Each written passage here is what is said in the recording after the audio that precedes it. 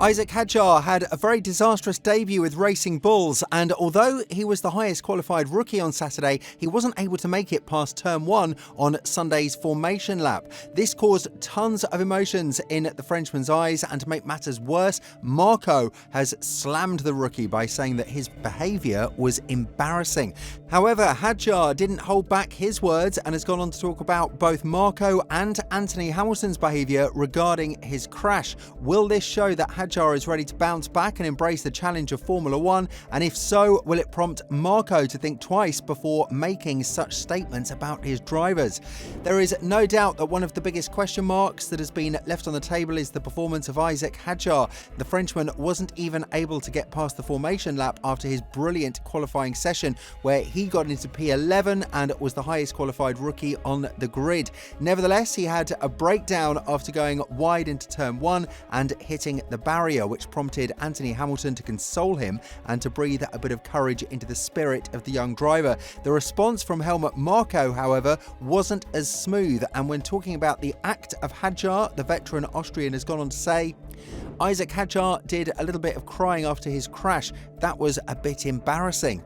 However, the Frenchman did not pay too much attention to the poor comment from Marko anyway, and he is now determined to get things done in Shanghai, the second race of the season. When addressing Marko's troubling statement regarding the after-race behaviour, Hajar said, "I found it embarrassing myself. I know helmet. I had him on the phone a day later, all good. I've known him for a few years now. I know how he works." And also another point, I think he said that speaking German, he was reinterpreted differently. You don't know about the body language. I didn't see the footage. I can't say much, but apart from that, it's all good. And honestly, all the love from the fans and the people, I did not expect that at all when I binned it in the wall, so that was nice. To say that Marko's comments were harsh would be a proper statement from our side, because we've seen that drivers like Sainz, Lawson and even Alonso have lost control of their cars in such treacherous conditions. Of course, Hajar can only compare himself to Sainz because they were the only ones to crash under slow speed conditions, one in a formation lap while the other under the safety car. But nonetheless, it goes to show that much more experienced drivers can make mistakes of this caliber. And what many people tend to forget is that Hajar is the rookie that managed to avoid such a big crash in the tunnel in Monaco when his superhuman instincts kicked in and he navigated the car on the left while driving at full speed. He and Mayata avoided massive incidents, but nevertheless, people in the world of Formula 1, of course, have very short-lived memories, so it's safe to assume that Hajar will now be more famous for his infamous bin in the wall and not the superhuman reaction time he had in Monaco.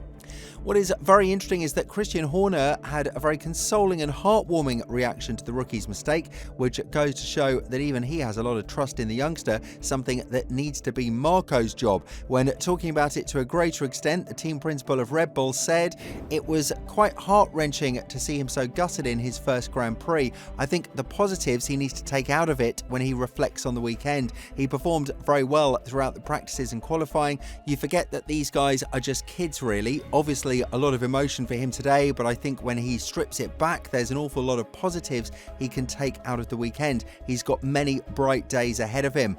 You don't hear Horner with such a consoling and supportive tone for a rookie who's made such a mistake. And even though Lawson has sent the car into the wall as well, it was under different circumstances. He was on the slicks and the rain was much worse than when the race started. But what this goes to show is that maybe Marko needs to keep his tongue behind his teeth when commenting about other drivers, because while he labelled Bortoleto to be a B-class driver, he still managed to survive a lot longer in the race than Hajar. And another heartwarming point from the crash in Melbourne was the act of kindness that Anthony Hamilton has shown towards Isack.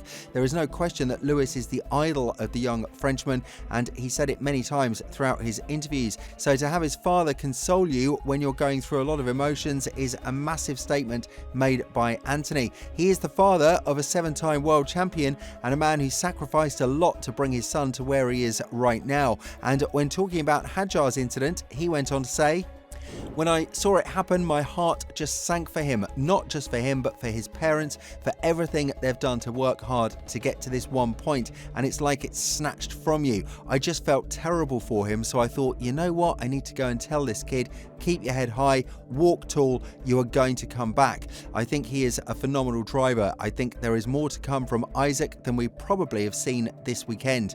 And the actions from Anthony really do go to show that there are two personalities of people on the grid. One is Marko and the other one is Anthony. We've seen that the father of Lewis has been extremely close with Anthony Perez, the father of Sergio, which goes to show that he recognises the love that fathers have for their kids regardless of their age. When they put on the helmets and get strapped into the car, anything can happen, and the most important part is that they are dealing with a ton of emotion. The rookies can't process them properly, and the reaction of Hajar was all but embarrassing if you were to ask us. When talking about the comments of Anthony and how he felt at that time, Isack had a lot of praise for the Hamilton family, further stating, Anthony said, my accident reminded him of Lewis parking the car in the pit entry in Shanghai. It was a nice moment, sharing time with someone like Anthony, the dad of my idol. It was quite a special moment. Lewis sent me a message later that day, so they are really classy guys. But I bounced back quickly. I would say on Monday already I felt quite a lot better, especially knowing it's a back-to-back weekend. So it's good to be back quite early rather than having a month to dwell on it.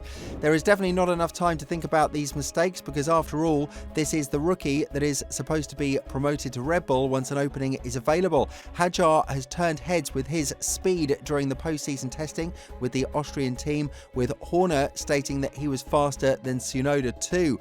This is something that puts a lot of pressure on the Frenchman's shoulders, and whether we like it or not, he needs to be compared to a driver who was more successful than all of his teammates in Racing Bulls, apart from Gasly and Yuki Tsunoda. But according to Alex Albon, the incident with Hajar has nothing to do with the future of the Frenchman in Formula 1. Quite the contrary, it can only make him stronger. When giving his thoughts on the unlucky start of Isack's F1 career, Albon said, I don't see it so much as a setback. I think Isack had a fantastic start to his Formula 1 career. I think the pace was surprisingly strong for all of the rookies. For a weekend in Australia where the track is very difficult, I was surprised how quick the rookies took up the street. But I think it's been a good start for Isack. I think he is going to be someone we're looking out on for the rest of the year for sure.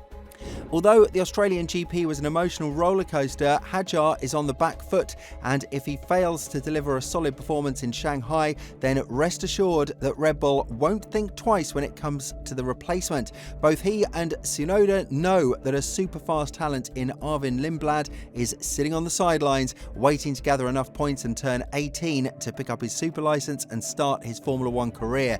This is why there is no time to think about the past and the mistakes, and with the upcoming race providing a new opportunity for Isack to prove himself, do you think that he has enough confidence to show that he isn't here because of luck? Let us know in the comments below, and if you want to know more about the new rule change ahead of the Chinese GP, make sure to check out the video that's appearing on your screen right now.